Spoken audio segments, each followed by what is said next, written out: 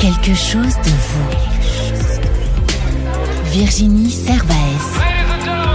Quelque chose de vous. Épisode 31. Podcast. Bonjour et bienvenue dans le podcast Quelque chose de vous, le podcast où donner de la voix est de bon augure.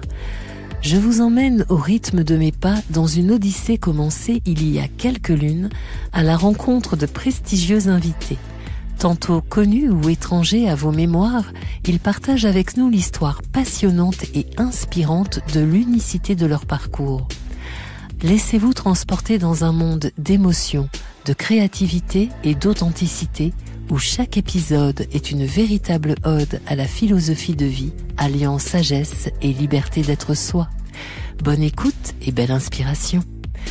En ce mercredi 24 avril de l'an 2024, Quelque chose de vous invite à vous poser aux côtés d'une lumineuse invitée qui magnifie chaque domaine et nouvelle voie qu'elle emprunte. Femme de conviction, libre, indépendante, déterminée, pétillante, humaniste et résolument inspirante, elle prête une attention toute particulière au précieux de l'homme, à savoir le bien-être du corps, de la tête et du bien vieillir. Un beau programme.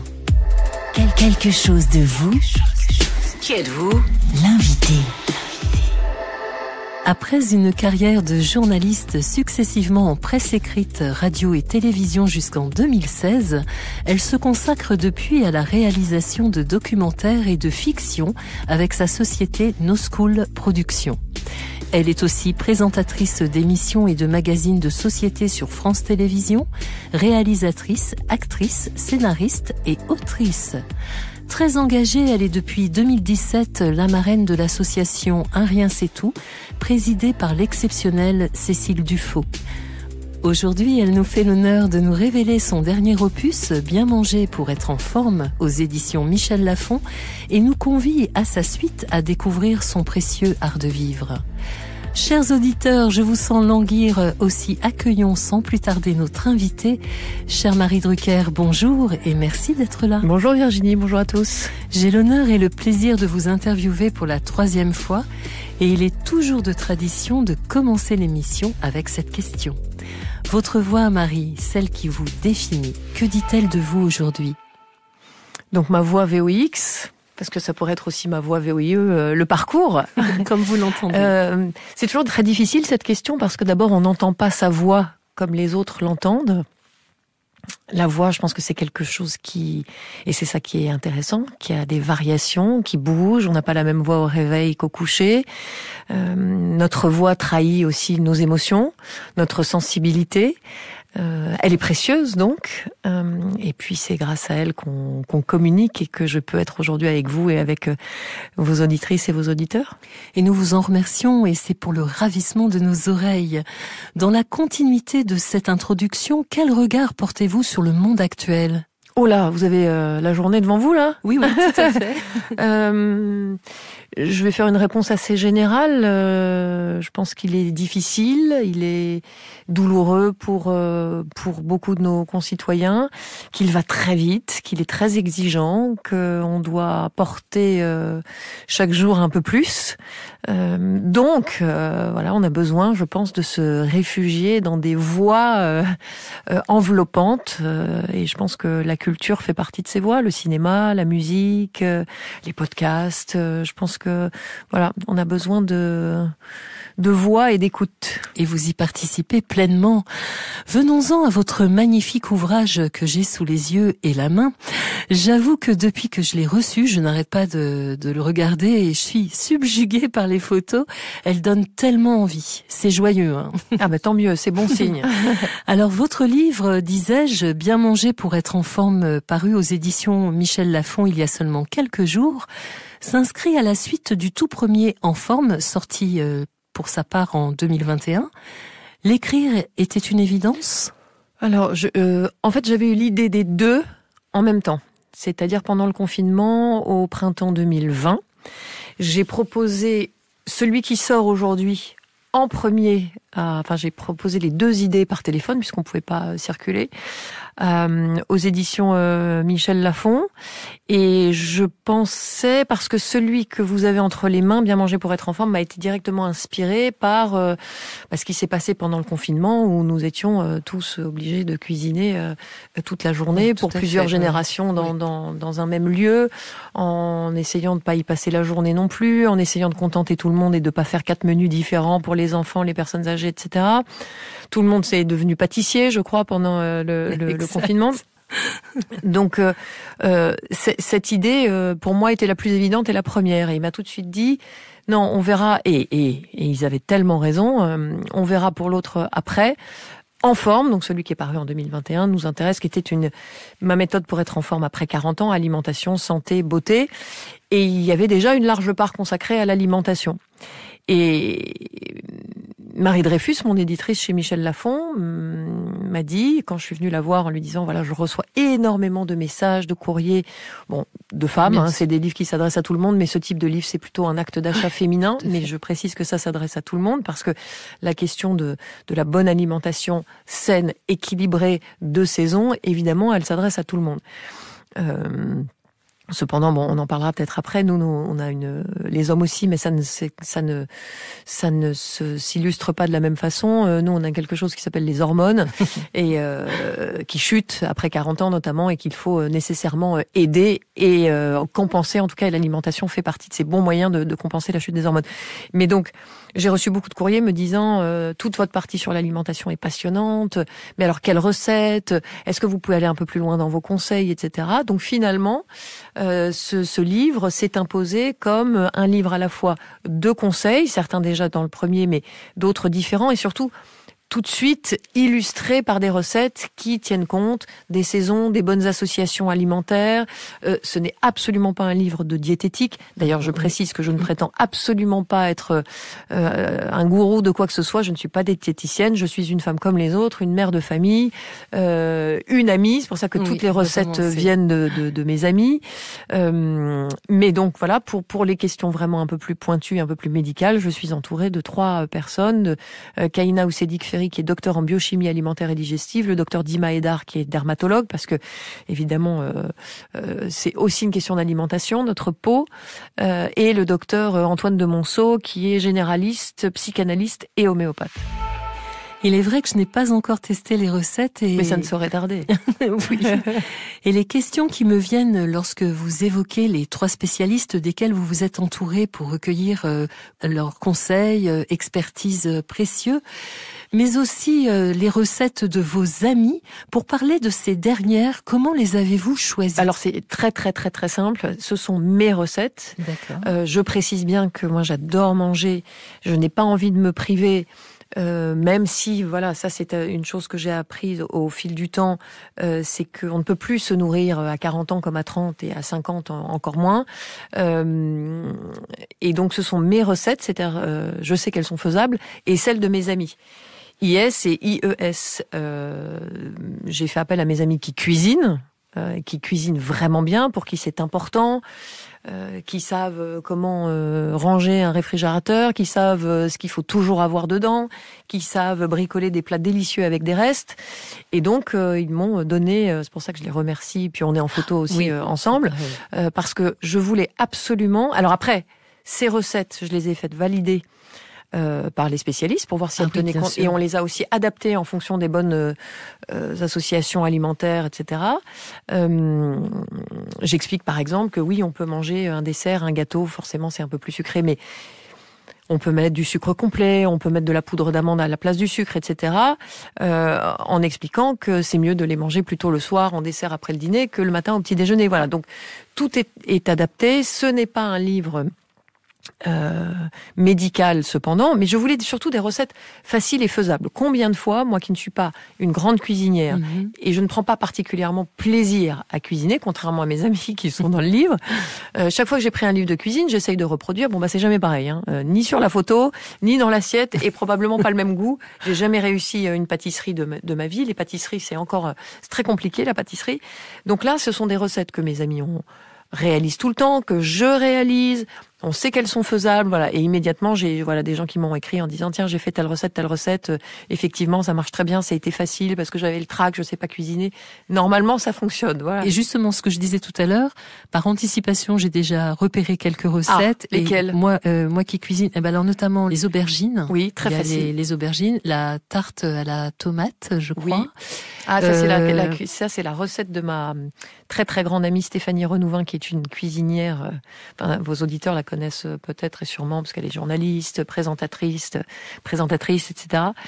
Et c'est une cuisinière absolument extraordinaire. Et sa tarte à la tomate, elle est folle. Voilà. Le crumble. Ah, je me suis promis de faire. Il y a un crumble sans farine. Sans farine, oui. Alors, tiens, puisque vous m'en donnez l'occasion, regardez. Je pense que c'est page, dites-moi 47. C'est le gâteau au chocolat sans farine. C'est page 47. Le fondant au chocolat. Page 47. Bravo Marie. Fondant au chocolat sans farine. Attention, je le dis, je profite de ce micro, Virginie. C'est 200 grammes de chocolat parce que malgré tous les allers-retours de correction sur le livre, parfois il arrive qu'il y ait des oublis ou des coquilles. Ah oui. Il n'y a pas la quantité de chocolat dans la liste des ingrédients. 200 grammes de chocolat, une plaquette de chocolat, Nestlé Dessert par exemple, très bien pour ne pas citer de marque. Voilà, ça c'est parfait. Et c'est drôle parce que je l'avais repéré, mais je n'avais même pas noté que le chocolat n'y était pas. Vous auriez pu m'envoyer un SMS au moment où vous étiez dans votre cuisine, hein, mais voilà, comme ça vous savez, c'est 200 grammes de chocolat. Je n'ai pas de four, Marie. J'ai surtout d'abord regardé les recettes que je ferai chez ma fille, qui elle est équipée d'un très bon four. Ah, les aubergines, vous êtes obligé d'avoir un four. Voilà, c'est ça. Donc c'est prévu pour dès le mois prochain. Et c'est là où je cuisine beaucoup. Et je me suis rendu compte de la simplicité des recettes, des ingrédients, ce rythme des saisons qui est digne de Vivaldi. Oui, c'est ça. Et il y en a 4. Comme il y en a 4. Ah, mais complètement. Non, mais c'est obligatoire pour plusieurs raisons. D'abord pour des raisons écologiques et environnementales, évidemment, mais aussi parce que la nature est bien faite, c'est-à-dire qu'elle nous prodigue à chaque saison ce dont on a besoin à ce moment-là pour lutter contre les maux de l'hiver, par exemple, à l'automne, au changement de saison avec l'hiver. Pendant l'hiver, on a besoin de protéger aussi notre système immunitaire pour lutter contre les infections ORL. Bon, eh bien, il y a dans la nature beaucoup de choses qu'on ne peut récolter qu'à ce moment-là et qui nous aident à avoir une sphère ORL en pleine santé. Ce que vous venez de dire, je l'ai appris grâce à vous parce que autant je savais que suivre les saisons au niveau des aliments, c'était bien pour l'environnement. Voilà, pour l'environnement. Mais par contre, je ne savais pas que la nature était à ce point pourvue et bien faite pour aussi nous permettre de nous soigner, en fait. Mmh. Et est-ce qu'on peut dire que ce livre est conçu comme une méthode ? Oui, en quelque sorte, mais je donne absolument d'abord... aucune leçon. Voilà, ce sont des conseils, ils ne marchent pas forcément pour tout le monde. Et je découvre en plus avec la publication de ce livre à quel point la question des sujets d'alimentation, etc. est une question qui cristallise beaucoup de passion et donc il faut faire très très très attention à ce qu'on dit. Mais voilà, je précise vraiment, je ne me prends pas pour une nutritionniste ou une spécialiste. Je suis une femme qui a envie évidemment de bien vieillir, de se sentir en forme, de se sentir bien dans son corps. Ça passe aussi une bonne énergie par un bon système digestif et des intestins en forme. Voilà, donc je pars de ce constat simple, je m'entoure de spécialistes et je donne quelques conseils qui fonctionnent pour moi, voilà. Mais je veux vraiment que il y a beaucoup de gens sur les réseaux sociaux qui sont spécialistes de ces questions, etc. Évidemment que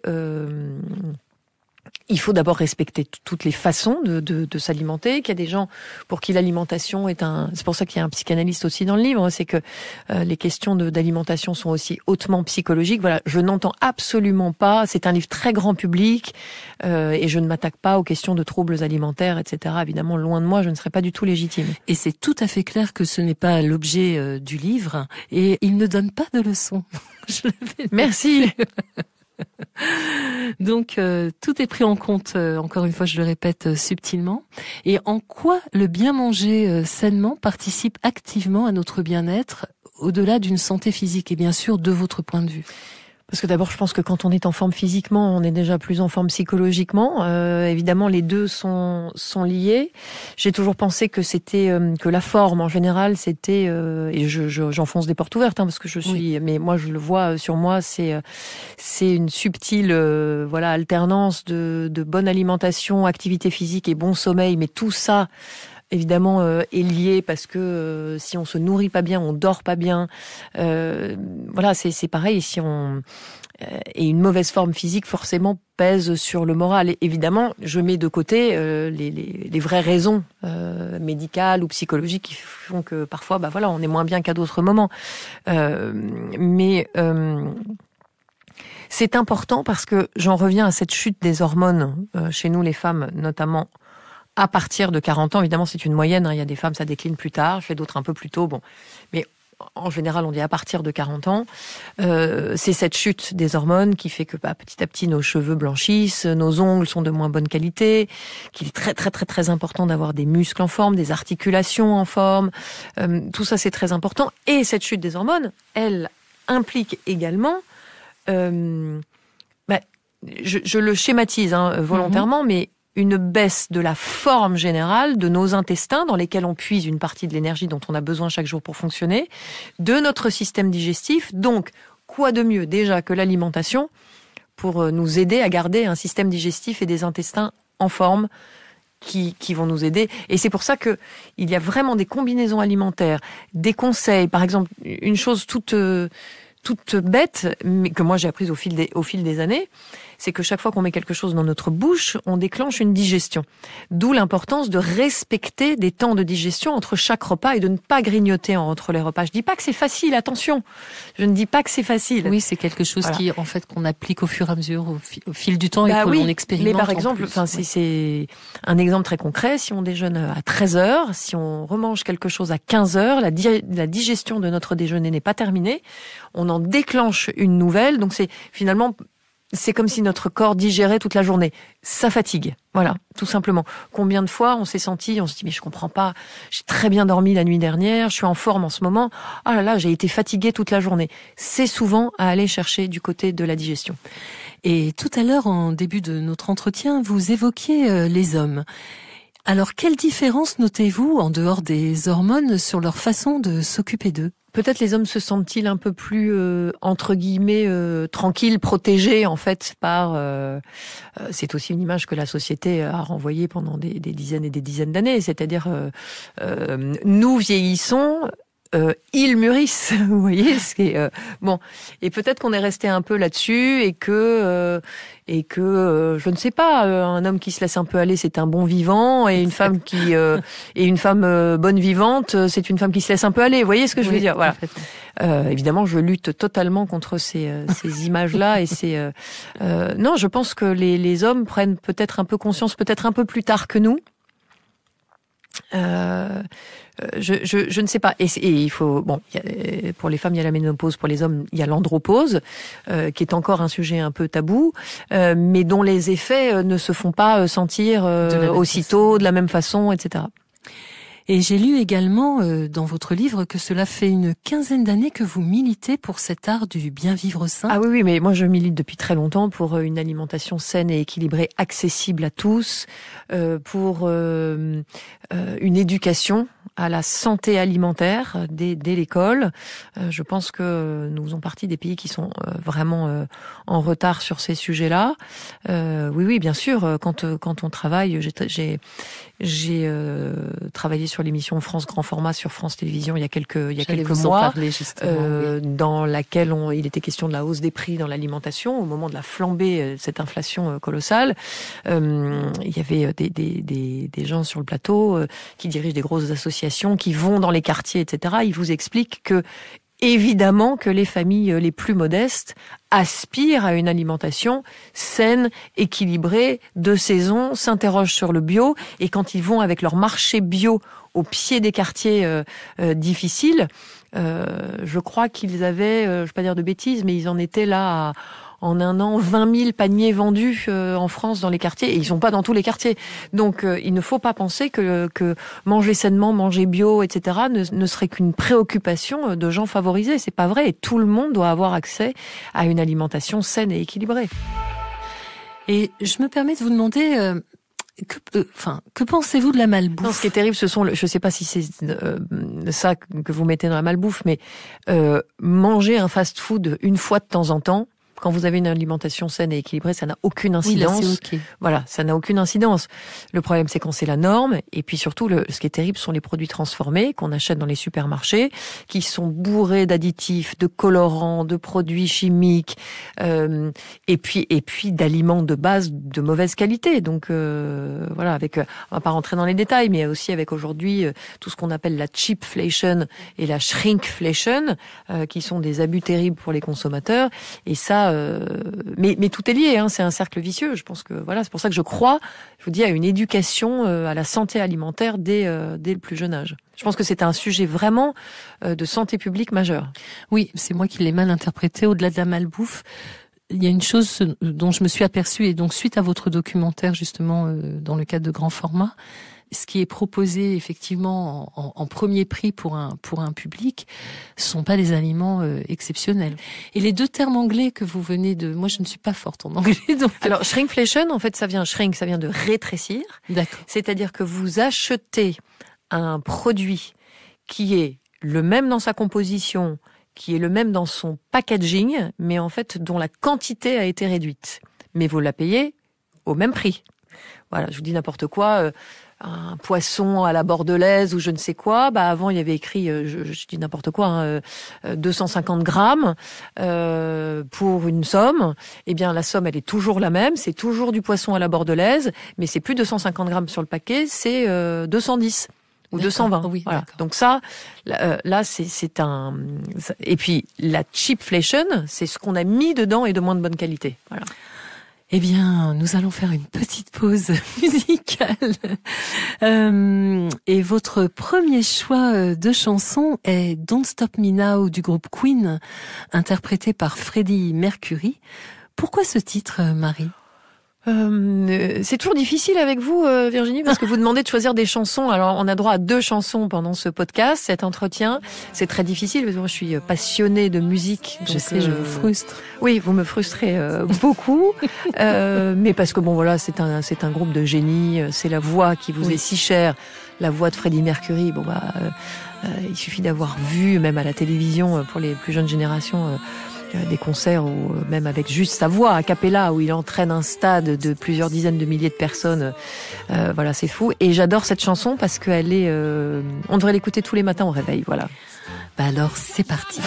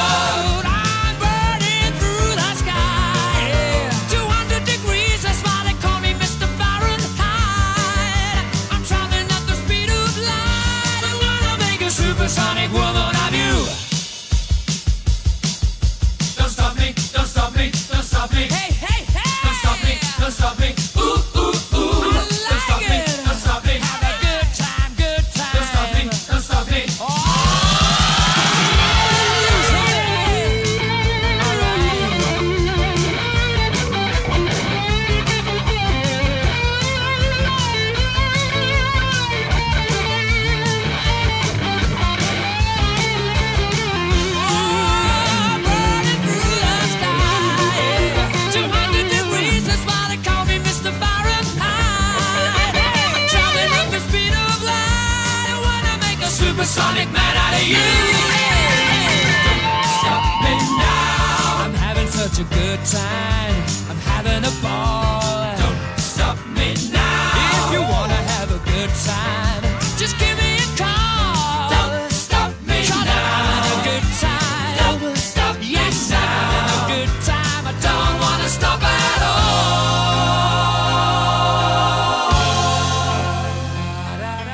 Ah, Freddie Mercury, quelle énergie, et tout à fait d'accord avec vous, Marie, pour l'écouter tous les matins.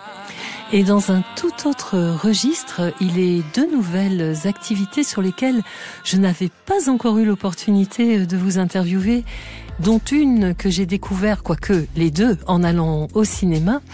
Ce sont celles d'actrices et de scénaristes, et je voulais savoir comment cette opportunité de vivre ces aventures est venue. Mais ça a été une opportunité extraordinaire que m'a offert Stéphane Brisé. Alors offert, il m'a pas ménagé, hein, il m'a fait passer des 2 auditions à 3 semaines d'intervalle. Je connais Stéphane Brisé depuis longtemps, on est amis depuis longtemps. Et puis je faisais partie des gens à qui il faisait lire, à qui il a fait lire par exemple le scénario d'un autre monde. Au début, on a fait une séance de travail comme ça, mais bon. Et puis 1 an plus tard, il me dit, dis-moi, je pense à quelque chose pour le personnage de la directrice générale. Est-ce que tu passerais des essais? Moi qui aspire à réaliser, j'espère un jour, un film de cinéma. Je lui dis, écoute, si t'as du temps à perdre, très bien, parce que moi je suis pas du tout actrice. En revanche, c'est une opportunité formidable pour moi de voir comment tu fais passer une audition à des acteurs ou des acteurs non professionnels. Bon, évidemment, une fois que j'ai passé le premier essai, je n'avais plus qu'une envie, c'était de le faire. Et puis il m'a rappelé 3 semaines après pour recommencer. Et puis après, voilà, donc il y a eu le tournage. C'est une expérience assez vertigineuse parce qu'a priori, moi, il y a plein d'amis qui me disent, pour toi c'est facile, les caméras, etc. C'est l'exercice exactement inverse de la télévision. Où moi, depuis des années, je suis conditionnée à être, même si c'est moi, parce qu'il y a mon nom écrit sur l'écran. Bonsoir, je suis Marie Drucker, soyez les bienvenus sur France Télévisions, etc. Et pourtant, on est beaucoup plus soi-même, et même si ce personnage n'est pas moi et ne me ressemble pas du tout, on est beaucoup plus, c'est beaucoup plus intime. C'est ce que j'allais dire. Comme exercice que quand on se présente en réalité vraiment soi-même et bien maquillé, bien coiffé, bien éclairé pour présenter une émission de télévision.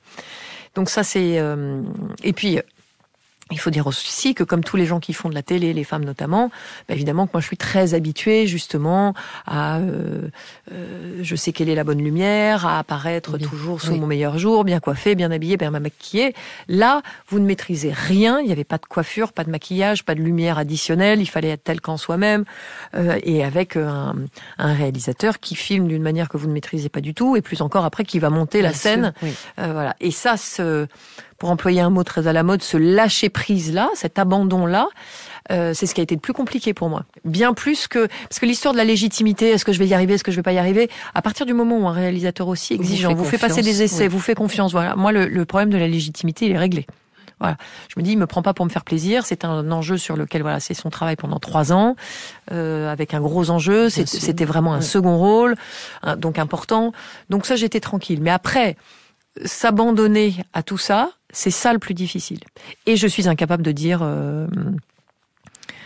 En fait, moi, j'ai des amis qui m'ont dit après, mais comment t'as fait? Je peux pas répondre à cette question. Heureusement, d'ailleurs, parce que je pense que si on sait répondre à la question, c'est qu'on fait appel à des trucs, à des techniques. Alors bien, même si les grands acteurs, évidemment, ont des techniques, comme moi à la télévision, j'ai des techniques sur quand je présente une émission. Mais je suis pas capable de dire comment j'ai fait, et tant mieux. Et depuis, voilà, j'ai écrit le scénario de Hors Saison avec Stéphane, voilà, et j'allais enchaîner. Voilà, donc ça a été une. Là aussi, c'est bon. L'écriture, c'est quelque chose aussi. Mais non, parce que c'est pas le même exercice. Non plus encore. Rien à voir entre écrire un guide, entre écrire une émission de télé et écrire un scénario. Donc Marie, l'écriture s'est présentée tout naturellement? Quand on s'est rencontrés avec Stéphane Brisé il y a des années, c'était pour un projet professionnel qu'on a mis de côté très vite, ça l'intéressait pas. Je sais plus ce que c'était, mais en tant que productrice, je lui avais proposé quelque chose il y a 7 ans, je crois. Et on a parlé à bâton rompu, on a eu tout de suite une conversation, non pas personnelle, pas sur nous et nos vies, mais intime, sur le couple, les hommes, les femmes, le couple au cinéma, etc. Puis on s'est quitté. Il m'a dit, bon, si un jour j'écris un film sur le couple, je te proposerai de le coécrire. Bon, voilà. Et puis 6 ans après, il me l'a proposé. Il m'a dit, on fait un essai sur 1 semaine, et puis on verra. Puis on est parti pour plus ou moins 1 an, quoi. Et voilà, et le film est sorti. Et magnifique. Voilà. Très beau succès. Ouais, en tout cas, c'est un très très très très beau film.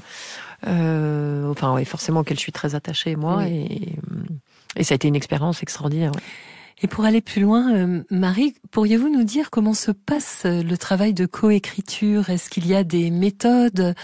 Est-ce qu'il y a une charte ? Je crois que tout le monde a des méthodes différentes. D'accord. Nous, on a surtout au début beaucoup parlé à bâton rompu en prenant des notes.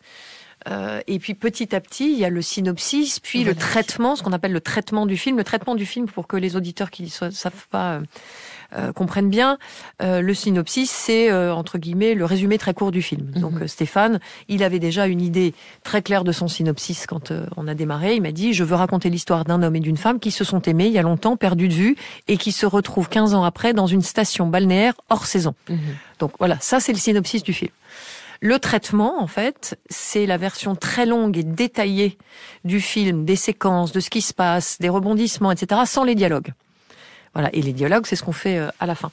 Donc, on avance comme ça sur un traitement. Et puis, après, voilà, les dialogues s'insèrent. Et puis ensuite, il y a une période où il travaille seul, où il me renvoie, où on se retrouve à nouveau. Mais on a vraiment travaillé tous les jours pendant plusieurs mois sur ce traitement, c'est-à-dire ce que va raconter cette histoire dans les détails. En tout cas, c'est réussi. Et donc, actrice, scénariste, et bientôt, le film de Marie Leclerc. J'espère. Je croise les doigts. Enfin, c'est pas que croiser les doigts. Faut aussi travailler. Mais voilà, j'ai travaillé sur quelque chose. Finalement, je pense que sur une certaine histoire que je pense ne plus avoir très envie de raconter aujourd'hui comme ça. C'est très très compliqué j'admire et j'envie les réalisateurs qui portent tout de suite en eux. Alors moi, je viens pas de là. Hein. Oui. Donc aussi, c'est ça. C'est un temps de maturation plus long, je pense, mais qui portent tout de suite en eux une histoire et qui en plus ont le talent pour la mettre en image et dans le temps. Mais j'ai hâte que ce nouveau projet puisse voir le jour, et j'en suis sûre en plus. Dans les petites questions de Virginie, comme vous êtes très très créative, est-ce qu'il y a encore des choses auxquelles aussi vous aimeriez toucher Ça, c'est vraiment mon projet personnel, mon objectif principal, c'est vraiment de réaliser un film. Oui. Chanteuse? Alors, j'ai fait des maquettes, figurez-vous. Voilà. Mais je pense que c'est encore un autre métier. J'ai tellement d'admiration pour les artistes, pour la voix. Voilà, quand on sait s'en servir et provoquer une émotion chez les autres, c'est quand même extraordinaire. Mon amie dont on parlait tout à l'heure, Stéphanie Renouvin, elle a ça. En plus d'être journaliste, créatrice de mode avec sa marque Babs, etc. Une grande cuisinière, c'est une très grande chanteuse, elle compose, etc. Voilà, j'ai beaucoup d'admiration pour ces gens-là. Bon, peut-être alors, si les maquettes... Qui sait Qui sait. Alors, je vais vous proposer maintenant un petit jeu, Marie, que je nomme le jeu des mots en écho. Je vous explique, je vous donne un mot et en résonance à ce qu'il évoque pour vous, vous me répondez par un autre mot. D'accord, juste un mot. Juste un mot. Très bien. Ça marche ? Oui. Liberté. Inaliénable. Comédie. Joie. Quête de sens. Obligatoire. Sérénité. J'ai droit à 2 mots ? Oui. Objectif ultime. Waouh. Le temps. Ami. Amitié. Capital. Retraite. Quoi ? Chanter. Exutoire, j'imagine. Enfant. Absolu. Merci Marie. Nous arrivons au deuxième titre que vous avez choisi avec monsieur Charles Aznavour. La chanson s'appelle She. Encore une fois, pourquoi ce choix ? Alors j'aime toute l'œuvre de Charles Aznavour. J'ai réalisé un film sur lui pour France 2 il y a quelques années. Je dirais... je sais plus, je dirais 2013 peut-être, je me souviens plus. Extraordinaire parce que c'est un poète, c'est un visionnaire, il a chanté tout avant tout le monde, la crise du couple, voilà, il a des textes absolument fous. Et j'avais utilisé entre autres cette chanson-là pour illustrer le moment où il rencontre celle qui sera sa femme pour toute sa vie. Et puis une présence et aussi. Puis il est puis une façon de la chanter, celle-ci, enfin voilà, n'en disons pas, profitons, merci. She may be the face I can't forget a trace of pleasure or regret. Maybe my treasure or the price I have to pay. She may be the song that summer sings, maybe the chill that autumn brings, maybe 100 different things within the measure of a day. She may be the beauty or the beast, maybe the famine or the feast, may turn each day into a heaven or a hell.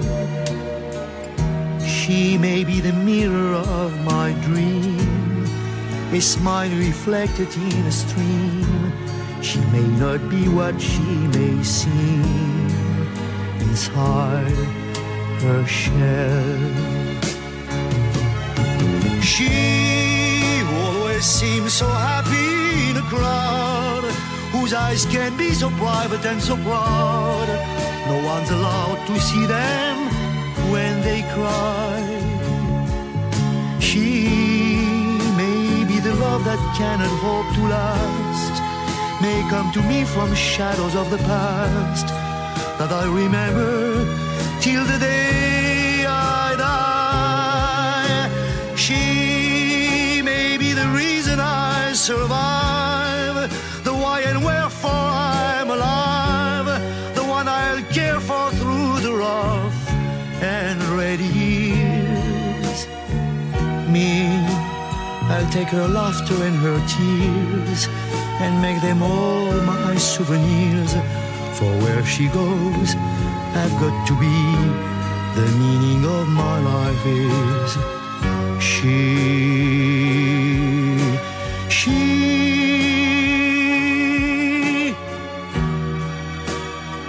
Quel beau témoignage d'amour. Merci, monsieur Charles Aznavour. On aurait pu danser un slow. Ah oui, complètement. Dans le studio. Oh là là, bon alors je redescends. De quelle note justement sera composée votre prochaine partition de vie, Marie Drucker? Ouh là là, la métaphore, on file la métaphore avec vous, Virginie. Je ne sais pas. Mais tant mieux. Et tant mieux, oui, exact. L'écriture, je pense. L'écriture. Non, sérieusement, l'écriture. Je sais pas sous quelle forme, cinéma, voilà, mais l'écriture, ça commence à être vraiment mon quotidien, là. Ah, et il y a une petite chose aussi dont nous n'avons pas parlé aux auditeurs, mais qui doivent forcément vous suivre, c'est ce magnifique succès avec Alain Bauer tous les samedis après-midi, hein, c'est toujours d'actualité. Oui, à 14h. Au bout de l'enquête. Au bout de l'enquête. Alors j'en profite pour remercier celles et ceux de vos auditeurs qui nous suivent, parce que l'émission est un succès phénoménal. Oui. J'en fais partie. Hein. Je sais que vous êtes très très fidèles. Ah oui. Et voilà, on fait des records d'audience chaque semaine, mais parce que le fait divers, Claude Chabrol était un grand cinéaste du fait divers. Le fait divers nous fascine parce qu'en fait, c'est nous. Oui. Ça s'inscrit toujours dans une histoire, oui, dans un territoire, une géographie. Vous savez, c'est toujours l'histoire, l'idée de ces gens sans histoire qui tout à coup basculent. Oui. Et ça nous fascine tous parce qu'on a tous le sentiment qu'on peut un jour être témoin, victime, bourreau volontaire ou involontaire. Et c'est pour ça que c'est très très très très fédérateur le fait divers en ce moment, soit sous forme d'émissions documentaires comme la nôtre, oui, soit on voit bien toutes les séries sur les plateformes et autres. Donc c'est pour ça, en fait, je pense que ça intéresse beaucoup les gens pour ce que ça raconte de nous. Et là aussi, il y a eu un livre qui est sorti. C'est le second, oui d'ailleurs, même le second, oui, qui est la version, oui, et un podcast qui marche très fort aussi, qui est le podcast Au bout de l'enquête. Voilà. Alors Marie, je reviens au livre. Bien manger pour être en forme. Je crois qu'il y a une signature cette semaine. Demain jeudi. Ah ben oui, c'est dès demain. À 18h30, à partir de 18h30, à la librairie Lamartine, 118 rue de la Pompe, à Paris, dans le 16e. Voilà, venez nombreuses et nombreux. Et chers auditeurs, je vous note l'adresse et l'horaire dans la description. Alors, chère Marie Drucker, avant de nous quitter, je vous laisse le petit mot de la fin. De la fin, F-A-I-M ou F-I-N? Des deux fins, bravo. Pensez à vous. Voilà, c'est ça, le mot de la fin. C'est sur cette magnifique attention que vous nous livrez que nous allons effectivement vous dire au revoir. Je vous remercie infiniment d'avoir pris le temps, car je sais qu'il est quand même compté dans votre vie, d'un instant privilégié. Pas plus que le vôtre, vous me dites toujours ça, Virginie. Mais oui, pas plus que le vôtre et pas plus que celui des auditeurs et des auditrices. C'est moi qui vous remercie de m'avoir donné cette possibilité, voilà, de partager avec vos auditrices et auditeurs ce moment et les quelques conseils de mon modeste guide. Donc c'est moi qui vous remercie. Alors, chers auditeurs, elle dit modeste, mais je vous assure que quand vous l'aurez entre les mains, de toute façon, je le conseille, on doit le trouver sur toutes les étagères de toutes les cuisines. Avec Sam, nous nous sommes promis de tester toutes les recettes. En tout cas, merci encore une fois, Marie, de votre venue et puis de ce moment vraiment privilégié qui est toujours délicieux à vos côtés. Merci à vous, Virginie. Au revoir et à tout bientôt. Chers auditeurs, courez espèces sonnantes et trébuchantes, vous procurez ce dernier et bel ouvrage de Marie Drucker, Bien manger pour être en forme aux éditions Michel Lafon, un livre simple, pratique, truffé d'excellents conseils à expérimenter.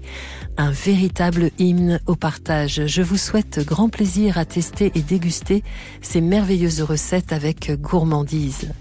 Pour ceux qui le peuvent et qui le souhaitent, je vous rappelle que Marie Drucker dédicace son livre demain, jeudi 25 avril, à partir de 18h30 au 118 rue de la Pompe dans le 16e arrondissement de Paris.